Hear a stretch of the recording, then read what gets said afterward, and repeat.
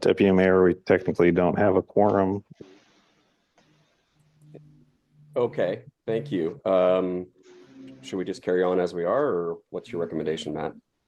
I would just carry on. Okay. Please. All right. Okay, sorry, is that our go ahead and get started?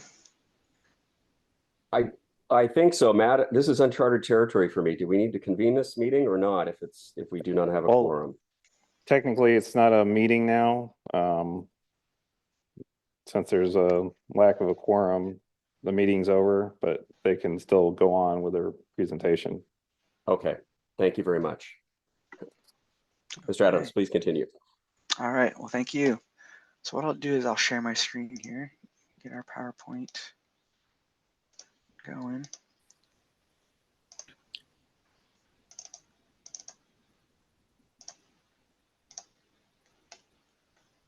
All right.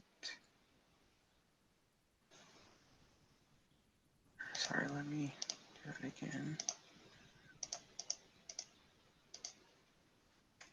All right.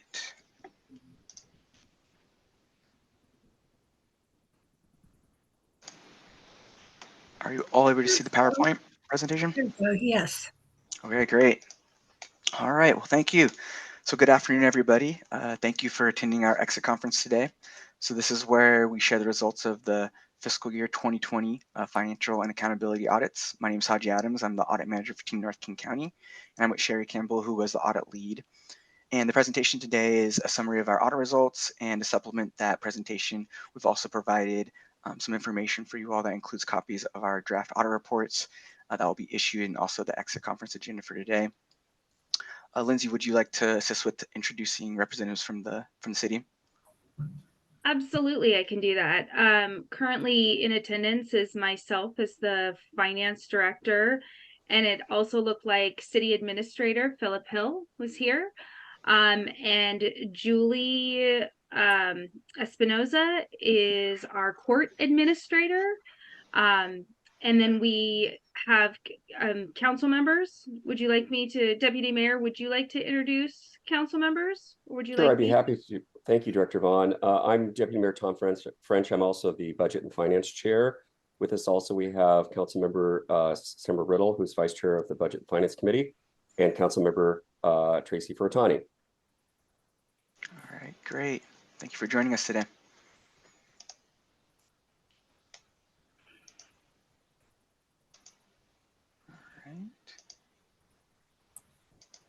There we go. So one of the most important things about audits is their role in increasing trust in your city. So an audit lets you, staff, and others, such as the public, know if areas of operations are working properly, or if there's any improvements that could be made as well in the areas that are reviewed and examined by us. And also having an independent audit by a third party increases the public's trust that the information presented by the city can be relied upon. It also gives you all assurance that the numbers presented in the financial statements can be relied upon and that they're accurate as well. And then also that the city's in compliance with state laws, regulations, your own policies and procedures as well. Then also those results are made available to the public and published on our website. And then last but not least, audits are designed to help you improve your effectiveness and efficiency of operations. So if we do have any audit recommendations, they're there and made to assist the city in improving its effectiveness and efficiency as well. And with that, I'll hand it over to Sherry to go over the results of the accountability and financial audits. Thanks, Haji. We would like to take a minute right up front to thank staff for their assistance in the course of the audit. I'm not certain whether there are any court staff still around who helped on this particular audit, but I can tell you that those that assisted were very helpful. So let's chat about the accountability audit.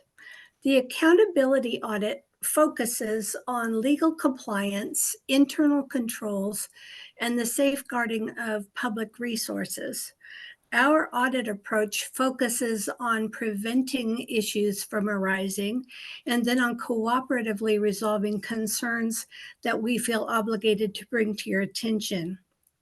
We're pleased to report that the results of our fiscal 20 audit indicate that the city is in compliance in all material respects with applicable state laws, regulations, and with its own policies, and that the city is adequately safeguarding public resources.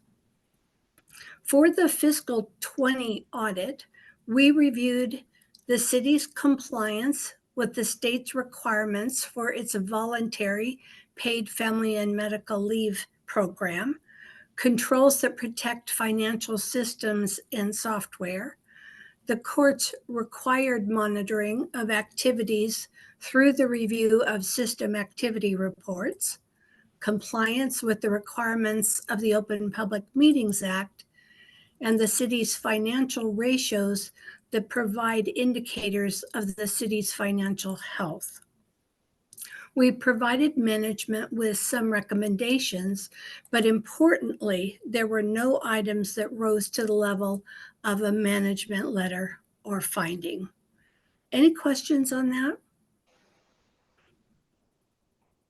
Not on that, Sherry, but Deputy Mayor, it appears we do have a quorum.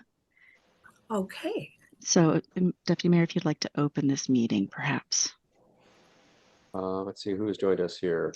Councilmember Bodie has joined us. Ah, okay. Let's see here.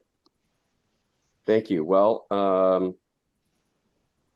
let's see. I guess I will call the special council meeting for Friday, December 8th, starting at 1:09 p.m. at this time to order. On the agenda today, all we have is not to minimize it, but the sole item we have is the exit from the audit from our friends at ASAO office.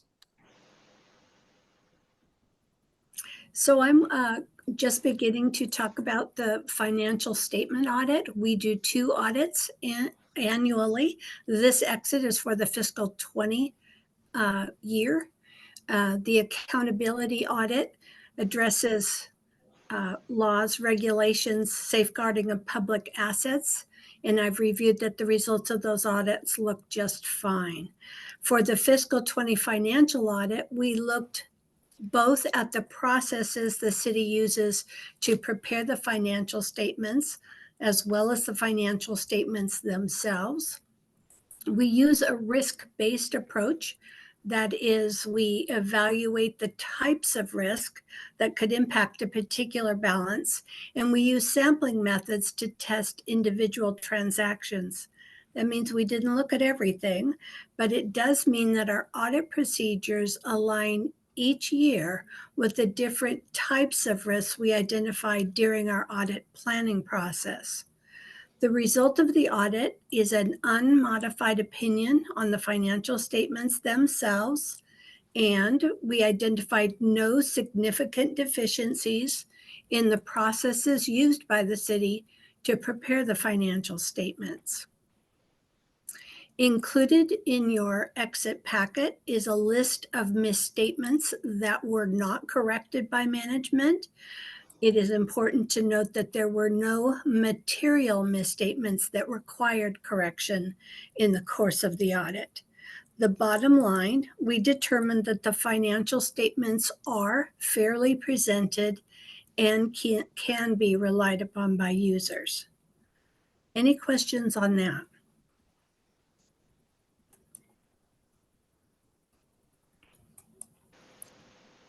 Then I'll let Haji resume. All right. Thank you, Sherry. So we do have a few closing remarks to bring to your attention to conclude our presentation for today. So the cost of the engagement is expected to be within our estimate that was previously provided at the beginning of the audit. Also, the next scheduled audit to be conducted in fall 2023, we've already started it, and that we're currently conducting is fiscal year 2021 and 2022 accountability, financial, and grant compliance audit as well. And for that federal grant compliance audit, we'll be doing an examination review.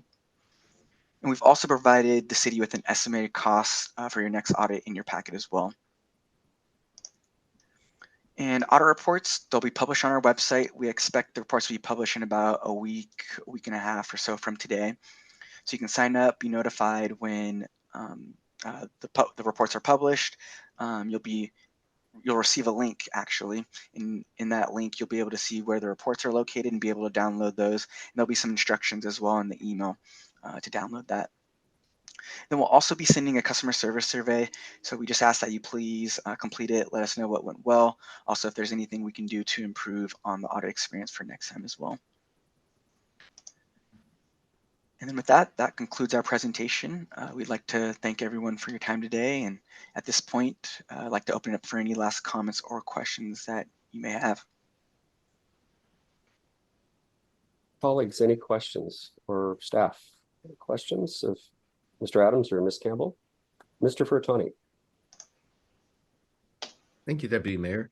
And thank you very much for the hard work that all of you have put into doing this, both on the city staff side and on the SAO office side.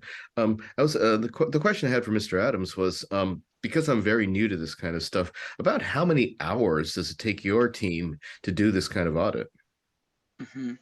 Yes, so Sherry, do you know off the top of your head kind of for this? I am looking. Okay. So yeah, so it's based off of size, right?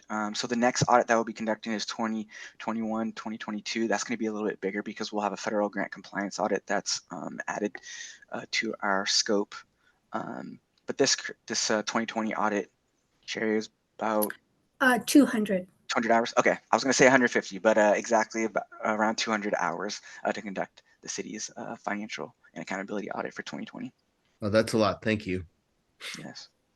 Thank you, council member. Colleagues or staff, anybody else would like comments or questions for our friends here from the SAO office? Well, seeing none, I just wanted to express, I've been participating in these meetings, I think almost a decade now, and your team, Mr. Adams and Ms. Campbell, has always been extremely professional and friendly and very hardworking. We really appreciate your efforts on our behalf. And I would be remiss if I did not thank our fantastic finance team, as well as our city administrator, Director Vaughn, and Mr. Hill, for guiding us through this, through all these reporting processes and coming up with a successful outcome. So many thanks to staff as well. And if there's nothing else for the good of the order, I will consider this meeting adjourned. Thank you all so much for attending. All right. Thank you. Have a good rest Have of a the great day. Take care. Thank you all. Bye. Bye. Bye-bye. Thank you.